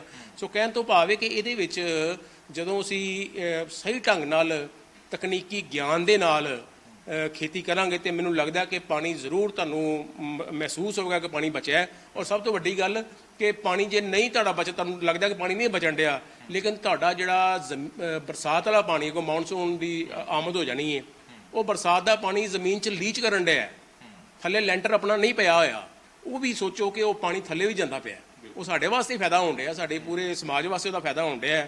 ਸੋ ਉਸ ਪੱਖੋਂ ਵੀ ਆਪਾਂ ਇਹ ਸੋਚੀਏ ਤੇ ਫਿਰ ਵੀ ਆਪਾਂ ਆਪਣੀ ਸੋਚ ਨੂੰ ਇੱਕ ਲੀਹ ਤੇ ਲਿਆ ਸਕਨੇ ਹਾਂ। ਡਾਕਟਰ ਸਾਹਿਬ, ਤੁਸੀਂ ਵੀ ਕਈ ਵਾਰ ਕਿਸਾਨਾਂ ਦੇ ਨਾਲ ਗੱਲਬਾਤ ਕੀਤੀ ਹੈ, ਇਹਨੂੰ ਚੰਗੀ ਤਰ੍ਹਾਂ ਡੂੰਘਾਈ ਦੇ ਨਾਲ ਸਮਝਿਆ, ਨਦੀਨ ਦੀ ਸਮੱਸਿਆ ਕਿਉਂ ਹੁੰਦੀ ਝੋਨੇ ਦੀ ਸਿੱਧੀ ਬਿਜਾਈ 'ਚ? ਨਦੀਨ ਦੀ ਸਮੱਸਿਆ ਦੇਖੋ, ਗੱਲ ਇਹ ਹੈ ਕਿ ਇਹ ਜਦੋਂ ਫਸਲ ਆਪਾਂ ਝੋਨਾ ਲਾਉਂਦੇ ਆ ਤੇ ਕੁਦਰਤੀ ਗੱਲ ਹੈ, ਜਿਹੜੇ ਨਦੀਨ ਰਵਾਇਤੀ ਨਦੀਨ ਹੈਗੇ ਨੇ, ਮੌਸਮ ਦੇ ਲਿਹਾਜ਼ ਨਾਲ ਜਦੋਂ ਪਾਣੀ ਲੱਗਦਾ ਤੇ ਉਹ ਪੁੰਗਰ ਆਉਂਦੇ ਨੇ। ਔਰ ਜਿਹੜੀਆਂ ਦਵਾਈਆਂ ਯੂਨੀਵਰਸਿਟੀ ਸਿਫਾਰਿਸ਼ ਕਰਦੀ ਸੀ, ਜਿਹਨੂੰ ਆਪਾਂ ਬੂਟਾ ਕਲੋਰ ਕਹਿੰਦੇ ਆ, ਮਚਾਟੀ ਕਹਿੰਦੇ ਆ, ਉਹ ਪਾਣੀ ਦੇ ਨਾਲ ਮਿਲ ਕੇ ਹੀ ਪ੍ਰਭਾਵ ਕਰਦੀਆਂ ਨੇ ਔਰ ਨਦੀਨਾਂ ਦਾ ਰੋਕਥਾਮ ਕਰਦੀਆਂ। ਲੇਕਿਨ ਹੁਣ ਜਿਹੜੀ ਮੈਂ ਤਕਨੀਕ ਤੁਹਾਨੂੰ ਦੱਸੀ, ਜਿਹੜੀ ਯੂਨੀਵਰਸਿਟੀ ਸਿਫਾਰਿਸ਼ ਕਰਦੀ ਹੈ, ਉਹਦੇ ਨਾਲ ਪਾਣੀ ਤੋਂ ਬਗੈਰ ਵਾਲੀਆਂ ਨਦੀਨਾਸ਼ਕਾਂ ਵੀ ਆ ਗਈਆਂ ਹੈ ਨਾ। ਸੋ ਉਹ ਟੈਕਨੀਕ ਵੀ ਜਿਹੜੀ ਹੈ ਡਿਵੈਲਪ ਹੋਈ ਹੈ, ਉਹਨੂੰ ਜਦੋਂ ਲਾਗੂ ਕਰਾਂਗੇ ਤੇ ਫਿਰ ਨਦੀਨ ਘੱਟ ਆਉਣਗੇ, ਕਿਉਂਕਿ ਜਦੋਂ ਪਾਣੀ ਲਾਉਣਾ ਹੈ, ਅੱਗੋਂ ਮਾਨਸੂਨ ਵੀ ਕਾਫੀ ਤੇਜ਼ ਹੋਣੀ ਹੈ ਤੇ ਉਦੋਂ ਨਦੀਨ ਉਗਦੇ ਦੁਬਾਰਾ ਫਿਰ ਸਾਨੂੰ ਦੁਬਾਰਾ ਨੋਮਨੀ ਗੋਲਡ ਦਾ ਇਸਤੇਮਾਲ ਕਰਨ ਦੀ ਆਪਾਂ ਸਿਫਾਰਿਸ਼ ਕਰਨੇ ਆ। ਸੋ ਕਹਿਣ ਤੋਂ ਭਾਵ ਹੈ ਕਿ ਇਹ ਚੀਜ਼ਾਂ ਜਿਹੜੀਆਂ ਜਦੋਂ ਸਿਫਾਰਿਸ਼ਾਂ ਆਪਾਂ ਲਾਗੂ ਕਰਨੇ ਆ, ਜਿਸ ਤਰ੍ਹਾਂ ਤੁਹਾਨੂੰ ਦੱਸਿਆ ਕਿ ਨਦੀਨ ਨਾਸ਼ਕ ਸਾਡੇ ਕੋਲ ਉਪਲਬਧ ਹੈਗੇ ਨੇ ਸਾਡੇ ਕੋਲ, ਤੇ ਫਿਰ ਅਸੀਂ ਇਹਦਾ ਬਚਾਅ ਵੀ ਕਰ ਸਕਾਂਗੇ। ਅੱਛਾ ਡਾਕਟਰ ਸਾਹਿਬ, ਮੋਟੇ ਤੌਰ ਤੇ ਜੇਕਰ ਦੇਖਿਆ ਜਾਏ ਤਾਂ ਪ੍ਰਤੀ ਏਕੜ ਦੇ ਹਿਸਾਬ ਦੇ ਨਾਲ ਕਿਸਾਨ ਨੂੰ ਕਿੰਨਾ ਕੁ ਫਾਇਦਾ ਹੁੰਦਾ, ਕਿੰਨੇ ਕੁ ਪੈਸੇ ਉਹਦੇ ਬਚਦੇ ਨੇ? ਹੁਣ ਤਾਂ ਜਿੱਦਾਂ ਝੋਨੇ ਦੀ ਲਵਾਈ ਵੀ ਕਾਫੀ ਹੋ ਜਾਂਦੀ ਹੈ, ਉਹ ਵੀ ਬਚਦੀ ਹੈ, ਤਾਂ ਸਰਕਾਰ ਨੇ 1500 ਰੁਪਏ ਦੇਣ ਦਾ ਐਲਾਨ ਕਰਤਾ, ਤਾਂ ਕਿੰਨੇ ਕੁ ਪੈਸਿਆਂ ਦਾ ਫਾਇਦਾ ਹੋ ਸਕਦਾ ਕਿਸਾਨ? ਦੇਖੋ ਜੀ, ਮੋਟਾ ਦੇਖੀਏ ਤੇ ਪਹਿਲੀ ਤੇ ਗੱਲ ਆਪਾਂ ਪਨੀਰੀ ਬੀਜਣੀ, ਪਹਿਲਾਂ ਪਨੀਰੀ ਬੀਜਣ ਵਾਸਤੇ ਮਿਹਨਤ ਕਰਨੀ ਹੈ, ਫਿਰ ਪਨੀਰੀ ਨੂੰ ਬੀਜਣ ਤੋਂ ਬਾਅਦ ਪੁੱਟ ਕੇ ਖੇਤਾਂ 'ਚ ਵੀ ਲਾਉਣਾ, ਉਹਦੇ ਵਾਸਤੇ ਵੀ ਲੇਬਰ ਚਾਹੀਦੀ ਹੈ, ਤੇ ਲੇਬਰ ਦੇ ਰੇਟ ਹਰ ਵਾਰੀ ਵਧਣ ਡੇ ਹੈ, ਆਪਾਂ ਸਾਰੇ ਜਾਣਦੇ ਹਾਂ, ਲੇਬਰ ਮਿਲਦੀ ਨਹੀਂ। ਫਿਰ ਕੱਦੂ ਕਰਨ ਵਾਸਤੇ ਵੀ ਆਪਾਂ ਨੂੰ ਟਰੈਕਟਰ ਨੂੰ ਘੁਮਾਉਣਾ ਪੈਂਦਾ ਤੇ ਕਾਫੀ ਕੁਝ ਮਿਹਨਤ ਕਰਨੀ ਪੈਂਦੀ ਹੈ। ਸੋ ਕਹਿਣ ਤੋਂ ਭਾਵੇਂ ਮੋਟਾ ਹਿਸਾਬ ਨਾਲ ਇਹ 2.5-4-5 ਹਜ਼ਾਰ ਰੁਪਇਆ ਮੈਨੂੰ ਲੱਗਦਾ ਹੈ ਕਿ ਆਪਾਂ ਇਨੀਸ਼ੀਅਲ ਫੇਸ ਦੇ 'ਚ ਖਰਚਾ ਕਰ ਬੈਨੇ ਆ, ਜ਼ਿਆਦਾ ਹੀ ਹੁੰਦਾ ਹੋਏਗਾ, ਇਹ ਮੈਂ ਅੰਦਾਜ਼ਾ ਤੁਹਾਨੂੰ ਦੱਸਿਆ। ਸੋ ਕਹਿਣ ਤੋਂ ਭਾਵੇਂ ਸਿੱਧੀ ਬਚਤ ਤੇ ਹੈ ਹੀ ਇਹ ਵਾਲੀ। ਬਾਕੀ ਬਾਅਦ ਵਿੱਚ ਸਾਨੂੰ ਜਿਹੜੇ ਸਪਰੇਆਂ ਕਰਨੀ ਪੈਂਦੀ ਹੈ, ਮਿਹਨਤ ਕਰਨੀ ਪੈਂਦੀ ਹੈ, ਉਹ ਮੈਂ ਤੁਹਾਡੀ ਗੱਲ ਨਾਲ ਸਹਿਮਤ ਹਾਂ ਕਿ ਮਿਹਨਤ ਜ਼ਿਆਦਾ ਕਰਨੀ ਪੈਂਦੀ ਹੈ। ਸਪਰੇਆਂ ਵੀ ਸਾਨੂੰ ਜਿਹੜੀ ਹੈ ਨੋਮਨੀ ਗੋਲਡ ਦੀ ਵੱਧ ਕਰਨੀ ਪੈਂਦੀ ਹੈ। ਔਰ ਉਹ ਜਿਹੜੀ ਗੱਲ ਮੈਂ ਕੀਤੀ ਹੈ ਵੀ ਉਦੋਂ ਹੀ ਆਪਾਂ ਜੋ ਸਪਰੇਅ ਸਟੌਂਪ ਦਵਾਈ ਦੀ ਕਰਨੇ ਆ ਤੇ ਉਹ ਵੀ ਸਾਨੂੰ ਜ਼ਿਆਦਾ ਮਿਹਨਤ ਕਰਨੀ ਪੈਂਦੀ ਹੈ। ਉਹ ਮਿਹਨਤ ਜ਼ਰੂਰ ਵੱਧ ਕਰਨੀ ਪੈਂਦੀ ਹੈ, ਤੇ ਪਰ ਆਹ ਜਿਹੜਾ ਖਰਚਾ ਸਾਡਾ ਪੈਂਦੜ ਬਚ ਜਾਂਦਾ, ਸ਼ੁਰੂਆਤੀ ਦੌਰ 'ਤੇ ਬਚ ਜਾਂਦਾ। ਔਰ ਜਿਹੜਾ ਅਸੀਂ ਲੈਂਟਰ ਪਾਉਣ ਤੋਂ ਬਚ ਜਾਂਦੇ ਆਪਣੇ ਖੇਤਾਂ ਦੇ ਵਿੱਚ, ਜਿਹੜਾ ਕਿ ਪਾਣੀ ਬਾਅਦ ਦੇ ਵਿੱਚ ਸਾਡੀਆਂ ਜ਼ਮੀਨਾਂ ਨੂੰ ਹੀ ਉਹਨੇ ਜ਼ਰਖੇਜ਼ ਕਰਨਾ, ਉੱਥੋਂ ਬਚਣ ਦਾ ਜਿਹੜਾ ਉਹਦਾ ਕੋਈ ਮੁੱਲ ਨਹੀਂ ਹੈਗਾ, ਹੈ ਨਾ। ਸੋ ਕਹਿਣ ਤੋਂ ਭਾਵ ਹੈ ਕਿ ਜੇ ਅਸੀਂ ਹਿਸਾਬ ਕਿਤਾਬ 'ਚ ਜਾਈਏ ਤੇ 5-5.5 ਹਜ਼ਾਰ ਰੁਪਇਆ ਦੇ ਸ਼ੁਰੂਆਤੀ ਤੌਰ 'ਤੇ ਬਚਤ ਹੈ ਹੀ ਹੈ। ਬਾਕੀ ਜਿਹੜੀਆਂ ਇੰਨੀਆਂ ਮਹਿੰਗੀਆਂ ਮਸ਼ੀਨਾਂ ਨੂੰ ਅਸੀਂ ਛੱਪੜਾਂ 'ਚ ਵਾੜ ਦਿੰਦੇ ਹਾਂ, ਕੱਦੂ ਕਰਨੇ ਆ, ਉਹ ਵੀ ਮਸ਼ੀਨਾਂ ਦੀ ਵੀ ਵੇਅਰ ਐਂਡ ਟੇਅਰ ਤੇ ਹੈ ਹੀ, ਫਿਰ ਆਪਣਾ ਵੀ ਖਰਚਾ ਹੈ ਹੀ ਹੈ। ਆਪਾਂ ਜਦੋਂ ਕੰਮ ਕਰਨੇ ਸਾਡਾ ਆਪਣਾ ਖਰਚਾ ਵੀ ਗਿਣਿਆ ਜਾਣਾ। ਸੋ ਗੱਲਬਾਤ ਜੇ ਕਰੀਏ ਤੇ ਇਹ ਫਾਇਦਾ ਕਾਫੀ ਹੋਣ ਦੀ ਸੰਭਾਵਨਾ ਹੈ। ਬਾਕੀ ਸਪਰੇਆਂ ਸਾਡੀਆਂ ਜਿਹੜੀਆਂ ਵੱਧ ਜਾਂਦੀਆਂ, ਉਹ ਸਾਡਾ ਖਰਚਾ ਐਡੀਸ਼ਨਲ ਹੋ ਜਾਂਦਾ ਹੈ ਔਰ ਮਿਹਨਤ ਸਾਨੂੰ ਐਡੀਸ਼ਨਲ ਕਰਨੀ ਪੈਂਦੀ ਹੈ। ਉਸ ਕਰਕੇ ਸਰਕਾਰ ਨੇ ਜਿਹੜੀ ਸਾਨੂੰ ਜਿਹੜੀ 1500 ਰੁਪਏ ਦੀ ਜਿਹੜੀ ਸੌਗਾਤ ਦਿੱਤੀ, ਮੇਰੇ ਸਮਝਾਂ ਕਿ ਬੜੀ ਚੰਗੀ ਗੱਲ ਕੀਤੀ ਹੈ, ਇਹਦਾ ਆਪਾਂ ਫਾਇਦਾ ਠਾ ਸਕਦੇ। ਡਾਕਟਰ ਸਾਹਿਬ, ਛੋਟੇ ਕਿਸਾਨਾਂ ਦੇ ਮਨਾਂ ਦੇ ਵਿੱਚ ਨਾ ਇੱਕ ਡਰ ਰਹਿੰਦਾ, ਉਹ ਕਹਿੰਦੇ ਨੇ ਕਿ ਜੇਕਰ ਸਾਡੇ ਕੋਲ 4-5 ਕਿੱਲੇ ਹੈਗੇ ਨੇ ਤਾਂ ਕਹਿੰਦੇ ਜੇਕਰ ਅਸੀਂ ਲਾਤੇ ਤਾਂ ਕਹਿੰਦੇ ਨੁਕਸਾਨ ਹੋ ਗਿਆ ਤਾਂ ਸਾਡਾ ਤਾਂ ਕਹਿੰਦੇ ਬਹੁਤ ਵੱਡਾ ਨੁਕਸਾਨ ਹੋ ਜਾਊਗਾ। ਕਹਿੰਦੇ ਜਿਹੜੇ ਵੱਡੇ ਕਿਸਾਨ ਨੇ ਉਹ ਤਾਂ ਥੋੜਾ ਬਹੁਤਾ ਨੁਕਸਾਨ ਝੱਲ ਵੀ ਲੈਂਦੇ ਨੇ, ਤਾਂ ਜਿਹੜੇ ਛੋਟੇ ਕਿਸਾਨ ਹੈਗੇ ਨੇ ਇਹਨਾਂ ਦੇ ਲਈ ਕਿਸ ਤਰੀਕੇ ਦੇ ਨਾਲ ਤੁਹਾਨੂੰ ਲੱਗਦਾ ਕਿ ਹੱਲ ਹੋ ਸਕਦਾ? ਫਿਰ ਦੇਖੋ ਜੀ, ਇਸੇ ਕਰਕੇ ਜਿਹੜੇ ਮਾਹਿਰ ਨੇ ਨਾ, ਅਸੀਂ ਵੀ ਜਦੋਂ ਫਾਰਮਰ ਨਾਲ ਗੱਲ ਕਰਨੇ, ਅਸੀਂ ਕਿਸਾਨ ਨੂੰ ਕਹਿੰਦੇ ਆ ਕਿ 10% ਜਾਂ 20% ਰਕਬਾ ਹੀ ਤੂੰ ਸ਼ੁਰੂਆਤ 'ਚ ਇਸ ਤਕਨੀਕ ਨਾਲ ਲਾਓ। ਠੀਕ ਹੈ, ਟਾਰਗੇਟ ਇਹੋ ਹੀ ਰੱਖਿਆ ਜਾਂਦਾ ਹੈ। ਉਹਦਾ ਕਾਰਨ ਹੈ ਕਿ ਜੇ ਮੈਂ ਮਾੜਾ ਮੋਟਾ ਫੇਲ ਵੀ ਹੋਣਾ, ਵੈਸੇ ਫੇਲ ਹੋਣ ਦੀ ਗੁੰਜਾਇਸ਼ ਤਦ ਹੁੰਦੀ ਹੈ ਜੇ ਅਸੀਂ ਕਿਸੇ ਨਾਲ ਗੱਲਬਾਤ ਨਹੀਂ ਕਰਦੇ, ਜੇ ਅਸੀਂ ਤਕਨੀਕੀ ਰੰਗਤ ਨਾਲ ਕੰਮ ਨਹੀਂ ਕਰਦੇ, ਫਿਰ ਤੇ ਫੇਲ ਹੋਣ ਦੀ ਸੰਭਾਵਨਾ ਵੱਧ ਜਾਂਦੀ ਹੈ, ਕਿਉਂਕਿ ਇਹਦੇ 'ਚ ਸਾਨੂੰ ਧਿਆਨ ਦੇਣਾ ਪਊ। ਆਮ ਝੋਨੇ 'ਚ ਆਪਾਂ ਜਿਹੜਾ ਮੈਂ ਪਹਿਲਾਂ ਬੇਨਤੀ ਕੀਤੀ ਹੈ ਕਿ ਅਸੀਂ ਝੋਨਾ ਗੱਡ ਕੇ ਤੇ ਫਿਰ ਅਸੀਂ ਕਈ ਵਾਰੀ ਅਵੇਸਲੀ ਵੀ ਹੋ ਜਾਂਦੇ ਆ ਵੀ ਝੋਨਾ ਲਾਤਾ ਚਲੋ 2-4 ਦਿਨ ਰੈਸਟ ਮਾਰ ਲੈਂਦੇ ਆ। ਇਹਦੇ 'ਚ ਰੈਸਟ ਨਹੀਂ ਮਾਰਨੀ, ਇਹਦੇ 'ਚ ਪਹਿਲੇ 30-35 ਦਿਨ ਆਪਾਂ ਨੂੰ ਗੇੜਾ ਵੀ ਮਾਰਨਾ ਪਊ, ਬਾਰ-ਬਾਰ ਚੱਕਰ ਵੀ ਮਾਰਨਾ ਪਊ, ਦੇਖਣਾ ਪਊ। ਕੋਈ ਐਸੀ ਵੱਡੀ ਗੱਲ ਨਹੀਂ, ਆਪਾਂ ਸਾਰਾ ਕੰਮ ਕਰਦੇ ਹੀ ਆ। ਸੋ ਕਹਿਣ ਤੋਂ ਭਾਵ ਹੈ ਕਿ ਇਹ ਜਿਹੜੀ ਛੋਟੇ ਕਿਸਾਨ ਨੇ, ਜਾਂ ਤੁਸੀਂ ਵੱਡੇ ਕਿਸਾਨਾਂ ਦੀ ਗੱਲ ਕੀਤੀ ਹੈ, ਵੱਡੇ ਕਿਸਾਨ ਕੁਦਰਤੀ ਗੱਲ ਦੇਖੋ, ਪਰ ਛੋਟੇ ਕਿਸਾਨ ਵਾਸਤੇ ਔਖਾ ਜ਼ਰੂਰ ਹੁੰਦਾ। ਪਰ ਮੇਰੀ ਬੇਨਤੀ ਹੈ ਜੇ ਸਾਡੇ ਕੋਲ 5 ਕਿੱਲੇ ਨੇ ਤੇ ਆਪਾਂ 4 ਕਨਾਲਾਂ ਕਿੱਲਾ ਲਾ ਕੇ ਵੇਖ ਲਈਏ, ਤਜਰਬਾ ਆਪਣਾ ਪੱਕਿਆ ਕਰੀਏ, ਤਾਂ ਕਿ ਭਵਿੱਖ ਦੇ ਵਿੱਚ ਅਸੀਂ ਉਹਨੂੰ ਹੋਰ 5 ਕਿੱਲੇ ਕਰ ਸਕੀਏ। ਔਰ ਮੈਂ ਬੇਨਤੀ ਇਹ ਵੀ ਕਰਦੇ ਹਾਂ ਕਿ ਜਿਹੜੀ 1 ਕਿੱਲਾ ਜਾਂ 4 ਕਨਾਲਾਂ ਤੁਸੀਂ ਲਾਉਣਾ ਹੈ, ਉਹ ਵੀ ਤੁਸੀਂ ਸੋਚ ਸਮਝ ਤੋਂ ਬਗੈਰ ਨਾ ਲਾਈਓ। ਤੁਸੀਂ ਵਿਚਾਰ ਵਟਾਂਦਰਾ ਕਰਕੇ ਆਪਣੇ ਇਲਾਕੇ ਦੀਆਂ ਜ਼ਮੀਨਾਂ ਨੂੰ ਵੇਖ ਕੇ, ਆਪਣੇ ਪਾਣੀ ਦੀ ਸਥਿਤੀ ਨੂੰ ਵੇਖ ਕੇ, ਮਾਹਿਰ ਨਾਲ ਰਾਬਤਾ ਕਾਇਮ ਕਰਕੇ, ਔਰ ਉਹ ਕਿਸਾਨ ਜਿਹੜਾ ਕਾਮਯਾਬ ਹੋਇਆ ਉਹਦੇ ਨਾਲ ਗੱਲਬਾਤ ਕਰਕੇ, ਟੈਲੀਫੋਨ ਸਾਡੇ ਕੋਲ ਨੇ, ਮੋਬਾਈਲ ਸਾਡੇ ਕੋਲ ਨੇ, ਮਾਹਿਰ ਹਰ ਵਕਤ ਤੁਹਾਡੇ ਕੋਲ ਅਵੇਲੇਬਲ ਹੈ। ਜਿਸ ਇਲਾਕੇ 'ਚ ਆਪਾਂ ਰਹਿੰਦੇ ਹਾਂ, ਮਾਹਿਰ ਨਾਲ ਤੁਸੀਂ ਗੱਲ ਕਰ ਸਕਦੇ ਹੋ। ਸੋ ਤੁਸੀਂ ਇਹ ਜਦੋਂ ਜਾਣਕਾਰੀ ਲੈ ਕੇ ਕਰੋਗੇ ਤੇ ਫਿਰ ਤੁਹਾਨੂੰ, ਕਿਉਂਕਿ ਪਹਿਲੀ ਵੇਲੇ ਜੇ ਤੁਸੀਂ ਘਾਟਾ ਖਾ ਲਿਆ ਫਿਰ ਤੁਸੀਂ ਰੌਲਾ ਹੀ ਪਾਉਣਾ, ਲਓ ਜੀ ਮੈਂ ਤੇ ਮੇਰਾ ਤਾਂ ਨੁਕਸਾਨ ਹੋ ਗਿਆ, ਉਹਦੇ ਨਾਲ ਫਿਰ ਬਾਕੀ ਕਿਸਾਨਾਂ 'ਚ ਮੈਸੇਜ ਗਲਤ ਜਾਂਦਾ। ਆਪਾਂ ਉਹਨਾਂ ਕਿਸਾਨਾਂ ਨੂੰ ਮਿਲੀਏ ਜਿਨ੍ਹਾਂ ਕਿਸਾਨਾਂ ਨੇ ਕਾਮਯਾਬੀ ਹਾਸਲ ਕੀਤੀ ਹੈ, ਉਹਨਾਂ ਨੂੰ ਲੱਭਣਾ ਕੋਈ ਔਖਾ ਨਹੀਂ। ਅਸੀਂ ਹੁਣ ਅੱਜ ਵੀ ਮੈਂ 2-3 ਫਾਰਮਰਸ ਨੂੰ ਮਿਲ ਕੇ ਆਇਆ, ਔਰ ਉਹ ਕਿਸਾਨ ਕਾਦੀਆਂ ਵਾਲੀ ਦਾ ਕਿਸਾਨ ਹੈ, ਕਾਦੀਆਂ ਵਾਲੀ ਬਿਲਕੁਲ ਨਾਲ ਪਿੰਡ ਜਲੰਧਰ ਦੇ ਲਾਗੇ ਈਸਟ ਬਲਾਕ 'ਚ ਪੈਂਦਾ। ਹਰਮਿੰਦਰ ਸਿੰਘ ਚਾਵਲਾ ਨਾਂ ਦਾ ਕਿਸਾਨ ਹੈ, ਇੱਕ ਕਰਨਦੀਪ ਸਿੰਘ ਸੰਧੂ ਦਾ ਨਾਂ ਦਾ ਕਿਸਾਨ ਹੈ ਧਨਾਲ ਪਿੰਡ ਦਾ। ਇਹ ਦੋਵੇਂ ਕਿਸਾਨਾਂ ਨੂੰ ਮਿਲ ਕੇ ਆਇਆ, ਉਹ ਕਹਿੰਦੇ ਜੀ ਅਸੀਂ ਤੇ ਕੰਮ ਹੀ ਇਹਦੇ ਨਾਲ ਬੀਜਣਾ, ਅਸੀਂ ਤੇ ਸਾਡਾ ਤੇ ਤਕਨੀਕ ਸਾਨੂੰ ਮਾਫੀ। ਉਹ 100 ਕਿੱਲਾ ਬੀਜਦਾ ਉਹ। ਸੋ 100 ਕਿੱਲਾ ਕਿਸਾਨ ਬੀਜਦਾ, ਠੀਕ ਹੈ ਵੱਡਾ ਕਿਸਾਨ ਹੈ, ਲੇਕਿਨ ਉਹਨੇ ਸ਼ੁਰੂਆਤ 1-2 ਕਿੱਲਿਆਂ ਤੋਂ ਕੀਤੀ ਸੀ। ਅੱਜ ਉਹ ਹੌਲੀ-ਹੌਲੀ ਜਿਉਂ ਉਹਨੇ ਆਪਣੇ ਉਹਨੂੰ ਪੱਕਿਆਂ ਕੀਤਾ, ਅੱਜ ਉਹ 100 ਕਿੱਲੇ ਤੱਕ ਸਿੱਧੀ ਬਿਜਾਈ ਦੀ ਤਕਨੀਕ ਤੱਕ ਪੁੱਜ ਗਿਆ। ਸੋ ਕਹਿਣ ਤੋਂ ਭਾਵ ਇਹ ਕਨਫੀਡੈਂਸ ਜਿਹੜਾ ਉਹ ਜ਼ਰੂਰੀ ਹੈ। ਕਨਫੀਡੈਂਸ ਬਣਨਾ ਤੁਹਾਡਾ ਗੱਲਬਾਤ ਨਾਲ, ਵਿਚਾਰ ਵਟਾਂਦਰੇ ਨਾਲ, ਦੂਜੇ ਕਿਸਾਨਾਂ ਨਾਲ ਰਾਬਤਾ ਕਾਇਮ ਕਰਨ ਨਾਲ, ਮਾਹਿਰਾਂ ਨਾਲ ਗੱਲਬਾਤ ਕਰਨ ਨਾਲ। ਘਰ ਬੈਠਿਆਂ ਨਹੀਂ ਕਨਫੀਡੈਂਸ ਬਣਨਾ, ਇਸ ਤਰ੍ਹਾਂ ਸਾਡੀ ਗੱਲ ਸੁਣਨ ਵਾਲੀ ਕਨਫੀਡੈਂਸ ਨਹੀਂ ਬਣਨਾ, ਕਿਉਂਕਿ ਸੁਣੀ ਸੁਣਾਈ ਗੱਲ ਹੋ ਰਹੇ। ਜਦੋਂ ਅਮਲੀ ਕੰਮ ਵੇਖਦੇ ਹੋ, ਜਦੋਂ ਤੁਸੀਂ ਕਿਸਾਨ ਨਾਲ ਗੱਲ ਕਰਦੇ ਹੋ ਤਾਂ ਹੋਰ ਗੱਲ ਹੈ। ਕਿਸਾਨ ਨੇ ਆਪਣੇ ਤਜਰਬੇ ਦੱਸਣੇ ਆ ਤੇ ਉੱਥੇ ਤੁਹਾਨੂੰ ਸੰਤੁਸ਼ਟੀ ਵੀ ਹੋਣੀ ਹੈ, ਕਿਉਂਕਿ ਉਹਨੇ ਆਪਣੀ ਕਸੌਟੀ ਤੇ ਉਸ ਤਕਨੀਕ ਨੂੰ ਪਰਖਿਆ ਹੁੰਦਾ। ਸੋ ਇਹ ਬੜਾ ਜ਼ਰੂਰੀ ਹੈ ਕਿ ਆਪਾਂ ਕਿਸਾਨ ਨਾਲ ਗੱਲ ਕਰੀਏ। ਜੇ ਕਿਸਾਨ ਤੁਹਾਨੂੰ ਨਹੀਂ ਐਸਾ ਮਿਲਦਾ ਤੇ ਆਪਣੇ ਮਹਿਕਮਾ ਖੇਤੀਬਾੜੀ ਦੇ ਨਾਲ ਰਾਬਤਾ ਕਾਇਮ ਕਰੋ, ਆਪਣੇ ਇਲਾਕੇ ਦੇ ਨਾਲ, ਉਹਨਾਂ ਨੂੰ ਕਹੋ ਸਾਨੂੰ ਦੱਸੋ ਕਿਹੜਾ ਕਿਸਾਨ ਹੈਗਾ, ਤੇ ਉਹ ਤੁਹਾਨੂੰ ਆਪੇ ਕਿਸਾਨ ਨੰਬਰ ਦੇਣਗੇ, ਕਿਸਾਨ ਦਾ ਐਡਰੈਸ ਦੇਣਗੇ, ਤੁਸੀਂ ਉਹਦੇ ਨਾਲ ਗੱਲ ਕਰੋ। ਔਰ ਮੈਨੂੰ ਨਹੀਂ ਲੱਗਦਾ ਕਿ ਸਾਡੇ ਪੰਜਾਬ ਦੇ ਕਿਸਾਨਾਂ 'ਚ ਸੇਵਾ ਭਾਵਨਾ ਬੜੀ ਹੈ। ਤੁਸੀਂ ਕਿਸੇ ਨਾਲ ਗੱਲ ਕਰੋਗੇ, ਹਰ ਬੰਦਾ ਖੁਸ਼ ਹੋ ਕੇ ਤੁਹਾਨੂੰ ਸਮਝਾਏਗਾ ਵੀ ਲੈ ਵੀ ਤੂੰ ਜੇ ਪਾਸ ਹੋਣਾ ਤੇ ਇਹਦੀ ਘੁੰਡੀ ਉਹ ਤਰੀਕਾ ਹੀ, ਗੱਲ ਹੀ, ਬਾਤ ਹੀ। ਸੋ ਉਹਦੇ ਮੁਤਾਬਕ ਚੱਲਾਂਗੇ ਤੇ ਗਰੰਟੀ ਜਿਹੜੀ ਹੈ ਕਾਮਯਾਬੀ ਦੀ ਉਹ ਬਿਲਕੁਲ ਪੱਕੀ ਬਣ ਸਕਦੀ ਹੈ। ਅੱਛਾ ਡਾਕਟਰ ਸਾਹਿਬ, ਆਖਰੀ ਸਵਾਲ ਮੈਂ ਲਵਾਂਗਾ। ਪਿਛਲੇ 2-4 ਸਾਲਾਂ ਦੇ ਵਿੱਚ ਐਨਾਲਾਈਜ਼ ਕੀਤਾ ਤੁਸੀਂ ਕਿ ਕਿੰਨਾ ਕੁ ਰਕਬਾ ਜਿਹੜਾ ਤੁਹਾਡੇ ਜਲੰਧਰ ਜ਼ਿਲ੍ਹੇ ਦੇ ਵਿੱਚ ਜਿਹੜਾ ਸਿੱਧੀ ਬਿਜਾਈ ਦੇ ਹੇਠ ਆ ਗਿਆ, ਕਿੰਨਾ ਕੁ ਫਰਕ ਪਿਆ? ਫਰਕ ਪੈਣ ਡਿਆ ਹੌਲੀ-ਹੌਲੀ। ਤੁਹਾਡੀ ਤਰ੍ਹਾਂ ਗੱਲ ਤੁਸੀਂ ਪਹਿਲਾਂ ਹੀ ਕਹੀ ਹੈ ਕਿ ਕਿਸਾਨ ਡਰਦਾ, ਕਿਸਾਨ ਝੱਕਦਾ ਹੈ ਕਿ ਮੈਂ ਨਵੀਂ ਤਕਨੀਕ ਅਪਣਾ ਲਈ। ਉਹ ਕਿਸਾਨੀ ਜਿਹੜੀ ਬਹੁਤੀ ਵੱਡੀ ਨਹੀਂ ਰਹੀ, ਛੋਟੇ ਕਿਸਾਨ ਨੇ, ਕਈਆਂ ਨੇ ਠੇਕੇ 'ਤੇ ਜ਼ਮੀਨ ਲਈ ਹੈ, ਠੇਕਾ ਵੀ ਬੜਾ ਹੈਗਾ, ਕੋਈ ਥੋੜ੍ਹਾ ਠੇਕਾ ਨਹੀਂ। ਕਿਸਾਨ ਕਹਿੰਦਾ ਮੈਂ ਫੇਲ ਹੋ ਗਿਆ ਤੇ ਮੈਂ ਤੇ ਦੇਖੋ ਔਖਾ ਹੋ ਜਾਏਗਾ ਮੇਰੇ ਵਾਸਤੇ, ਕਿਉਂਕਿ ਮੈਂ ਜ਼ਿੰਦਗੀ ਦੇ ਸਾਰੇ ਸਮਾਜਿਕ ਕੰਮ ਵੀ ਕਿਸਾਨ ਨੇ ਕਰਨੇ ਹੈ। ਸੋ ਜੇ ਅਸੀਂ ਵੈਸੇ ਹੀ ਗੱਲ ਕਰੀਏ ਤੇ ਕਰੋਨਾ ਦੇ ਦੌਰ 'ਚ, ਜਦੋਂ ਕਰੋਨਾ ਨਵਾਂ ਆਇਆ, ਉਦੋਂ ਕਾਫੀ ਕਿਸਾਨਾਂ ਨੇ ਇਸ ਟੀਕ ਨੂੰ ਅਪਣਾਇਆ ਸੀਗਾ। ਉਹ ਇਸ ਕਰਕੇ ਅਪਣਾਇਆ ਸੀ, ਕੋਈ ਲੇਬਰ ਨਹੀਂ ਸੀ ਆਉਣ ਡਈ, ਕਿਸਾਨਾਂ ਨੇ ਸਿੱਧੀ, ਕੋਈ ਸਮਾਂ ਲੰਘਦਾ ਪਿਆ ਸੀ, ਕਿਸਾਨਾਂ ਨੇ ਸਿੱਧਾ ਬੀਜਿਆ ਵੀ, ਔਰ ਬਾਅਦ 'ਚ ਕਿਸਾਨਾਂ ਨੇ ਵਾਹਿਆ ਵੀ। ਕਿਉਂਕਿ ਜਦੋਂ ਆਪਾਂ ਸਿੱਧੀ ਬਿਜਾਈ ਨਾਲ ਝੋਨਾ ਬੀਜਨੇ ਆ, ਇਹ ਹੌਲੀ-ਹੌਲੀ ਨਿਕਲਦਾ। ਆਮ ਪਨੀਰੀ ਜਦੋਂ ਬੀਜਨੇ ਆ, ਪਨੀਰੀ ਮਹੀਨੇ ਦੀ ਪਨੀਰੀ ਪੁੱਟ ਕੇ ਲਾਉਂਦੇ ਆ ਤੇ ਖੇਤ ਭਰਿਆ ਭਰਿਆ ਨਜ਼ਰ ਆਉਂਦਾ, ਬੰਦੇ ਦੇ ਮਨ ਨੂੰ ਸੰਤੁਸ਼ਟੀ ਮਿਲਦੀ ਹੈ। ਜਦੋਂ ਅਸੀਂ ਬੀਜਨੇ ਆ ਤੇ ਉਹ 2 ਦਿਨ ਬਾਅਦ ਜਦੋਂ ਮਾੜਾ ਜਿਹਾ ਨਿਕਲਦਾ ਤੇ ਦੂਜਾ ਝੋਨਾ ਅਸੀਂ ਵੇਖਦੇ ਆ ਕਿ ਹਰਿਆ ਭਰਿਆ, ਤੇ ਸਾਡੇ ਮਨ ਨੂੰ ਹੌਲ ਵੀ ਪੈਂਦੇ ਨੇ, ਲਓ ਜੀ ਮੈਂ ਕਿਤੇ ਗਲਤੀ ਤਾਂ ਨਹੀਂ ਕਰ ਬਈ। ਕਿਉਂਕਿ ਝੋਨੇ ਨੂੰ ਬੀਜਣ ਤੋਂ ਬਾਅਦ ਪਹਿਲਾਂ ਇਹਦੀਆਂ ਜੜ੍ਹਾਂ ਵਧਣੀਆਂ, ਜੜ੍ਹਾਂ ਨੇ ਇਸੇ ਕਰਕੇ ਪਾਣੀ ਅਸੀਂ ਲੇਟ ਲਾਉਂਦੇ ਆ ਤਾਂ ਕਿ ਜੜ੍ਹਾਂ ਆਪਣਾ ਪਸਾਰ ਬਣਾ ਲੈਣ, ਫਿਰ ਬਾਅਦ ਦੇ ਵਿੱਚ ਬੂਟੇ ਨੇ ਵਧਣਾ। ਉਹ ਸਮਾਂ ਲੱਗਦਾ, ਕਈ ਕਿਸਾਨ ਕਾਲੇ ਪੈ ਜਾਂਦੇ ਨੇ, ਉੱਥੇ ਕਾਲੇ ਨਹੀਂ ਪੈਣਾ ਆਪਾਂ। ਸੋ ਇਸ ਕਰਕੇ ਕਈਆਂ ਕਿਸਾਨਾਂ ਨੇ ਇਸ ਸੋਚ ਦੇ ਨਾਲ ਝੋਨਾ ਵਾਹ ਵੀ ਦਿੱਤਾ, ਕਈਆਂ ਕਿਸਾਨਾਂ ਨੇ ਠਰਮਾ ਰੱਖਿਆ, ਵੇਟ ਕੀਤੀ, ਉਹ ਕਾਮਯਾਬ ਹੋਏ, ਉਹ ਗਾਂ ਜਾ ਕੇ ਉਹਨਾਂ ਨੇ ਹੋਰ ਰੈਪਲੀਟ ਕੀਤਾ। ਰਕਬੇ ਦੀ ਗੱਲ ਜੇ ਕਰੀਏ ਤੇ ਪਿਛਲੇ ਵਰੇ ਸਾਡੇ ਜ਼ਿਲ੍ਹੇ ਦੇ ਵਿੱਚ ਜਿਹੜਾ ਸਾਡਾ ਰਿਮੋਟ ਸੈਂਸਿੰਗ ਸੈਟੇਲਾਈਟ ਨੇ ਸਾਨੂੰ ਜੋ ਰਕਬਾ ਦੱਸਿਆ ਸੀਗਾ, ਉਹ 22,000 ਹੈਕਟੇਅਰ ਸੀਗਾ ਸਾਡੇ ਜ਼ਿਲ੍ਹੇ 'ਚ। ਟੋਟਲ ਸਾਡਾ 1,73,000 ਹੈਕਟੇਅਰ ਰਕਬਾ ਝੋਨੇ ਥੱਲੇ ਸਾਡੇ ਜ਼ਿਲ੍ਹੇ 'ਚ ਹੈਗਾ, ਜਲੰਧਰ ਜ਼ਿਲ੍ਹੇ ਦੇ ਵਿੱਚ। ਉਹਦੇ 'ਚੋਂ 22,000 ਹੈਕਟੇਅਰ ਝੋਨੇ ਦੀ ਸਿੱਧੀ ਬਿਜਾਈ ਹੇਠ ਪਿਛਲੇ ਬਾਰੇ ਸੀਗਾ। ਇਸ ਲਈ ਵੀ ਅਸੀਂ ਕੋਸ਼ਿਸ਼ ਕਰ ਰਹੇ ਹਾਂ ਕਿ ਅਜਿਹੇ ਕਿਸਾਨਾਂ ਨਾਲ ਰਾਬਤਾ ਕਰੀਏ। ਅਸੀਂ ਆਪਣੇ ਕੈਂਪਾਂ ਦੇ ਜ਼ਰੀਏ ਉਹਨਾਂ ਕਿਸਾਨਾਂ ਨੂੰ ਮੰਚ ਵੀ ਦਿੰਦੇ ਹਾਂ ਤਾਂ ਕਿ ਉਹ ਕਿਸਾਨ ਖੁਦ ਮਾਈਕ ਰਾਹੀਂ ਦੂਜੇ ਕਿਸਾਨਾਂ ਨੂੰ ਸੰਬੋਧਨ ਕਰਨ। ਅਸੀਂ ਉਹਨਾਂ ਕਿਸਾਨਾਂ ਦੀਆਂ ਸਕਸੈਸ ਸਟੋਰੀਆਂ ਵੀ ਚਾਹੇ ਉਹ ਪ੍ਰਿੰਟ ਮੀਡੀਆ ਹੈ ਜਾਂ ਤੁਹਾਡੇ ਜ਼ਰੀਏ ਜਾਂ ਇਲੈਕਟ੍ਰੋਨਿਕ ਮੀਡੀਆ ਦੇ ਜ਼ਰੀਏ ਇਸ ਨੂੰ ਰਿਕਾਰਡ ਕਰਕੇ ਉਹ ਵੀ ਅਸੀਂ ਆਪਣੇ WhatsApp ਗਰੁੱਪਾਂ ਤੇ ਫੇਸਬੁੱਕਾਂ ਤੇ ਕਿਸਾਨਾਂ ਨੂੰ ਭੇਜ ਰਹੇ ਹਾਂ ਤਾਂ ਕਿਸਾਨ ਜਦੋਂ ਘਰ ਬੈਠੇ ਆਪਣੇ ਮੋਬਾਈਲ ਦੇ ਉੱਤੇ ਉਹ ਕਿਸਾਨ ਦਾ ਮੈਸੇਜ ਸੁਣੇਗਾ, ਨਾਲ ਮੋਬਾਈਲ ਨੰਬਰ ਵੀ ਆਪਾਂ ਦਿੰਦੇ ਹਾਂ ਤਾਂ ਕਿ ਅਗਰ ਤੁਹਾਡਾ ਮਨ ਨਹੀਂ ਸੰਤੁਸ਼ਟ ਹੁੰਦਾ ਤੁਸੀਂ ਮੋਬਾਈਲ ਨੂੰ ਫੋਨ ਵੀ ਕਰ ਲਓ। ਸੋ ਉਹ ਚੀਜ਼ ਵੀ ਕਰ ਰਹੇ ਹਾਂ। ਸੋ ਗੱਲ ਇਹ ਹੈ ਕਿ ਕੋਸ਼ਿਸ਼ ਕਰਨਾ ਸਾਡਾ ਫਰਜ਼ ਹੈ, ਲਾਗੂ ਕਿਸਾਨ ਨੇ ਕਰਨਾ ਹੈ ਔਰ ਕਿਸਾਨ ਲਾਗੂ ਤਦ ਕਰੇਗਾ ਜੇ ਉਹਨੂੰ ਪੂਰੀ ਸੰਤੁਸ਼ਟੀ ਹੋਏਗੀ। ਸੰਤੁਸ਼ਟੀ ਤਦ ਹੋਏਗੀ ਜੇ ਅਸੀਂ ਉਹੀ ਗੱਲ ਆ ਗਈ ਕਿ ਆਪਾਂ ਮਾਹਿਰਾਂ ਦੀ ਰਾਏ ਲਾਂਗੇ, ਕਿਸਾਨਾਂ ਨਾਲ ਗੱਲਬਾਤ ਕਰਾਂਗੇ, ਵਿਚਾਰ ਵਟਾਂਦਰਾ ਕਰਾਂਗੇ, ਫਿਰ ਅਸੀਂ ਇਸ ਟੈਕਨੀਕ ਨੂੰ ਅਮਲੀ ਜਾਮਾ ਪਹਿਨਾਉਣ ਦੇ ਕਾਬਲ ਬਣ ਸਕਾਂਗੇ। ਬਿਲਕੁਲ ਠੀਕ ਹੈ ਡਾਕਟਰ ਸਾਹਿਬ, ਧੰਨਵਾਦ तमाम ਜਾਣਕਾਰੀ ਦੇਣ ਦੇ ਲਈ।